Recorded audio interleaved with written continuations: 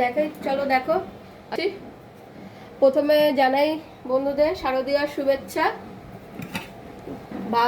ভাত করেছি, শসা আর লেবু কেটে নিয়েছি। এটা করেছি হচ্ছে পালং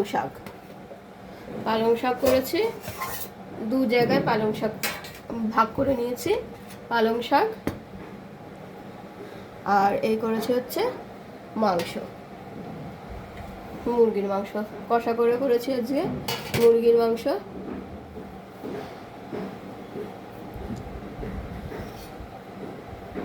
কেমন হয়েছে বন্ধুরা জানিও, দেখতে কেমন লাগছে মাংসটা। ভালো লাগলে কমেন্টে জানিও, ভালো লাগলে লাইক শেয়ার করো, চ্যানেলটাকে সাবস্ক্রাইব করো। আর তোমাদের শুভ শারদীয়ার শুভেচ্ছা রইল, আজকে শুভ ষষ্ঠীর শুভেচ্ছা রইল।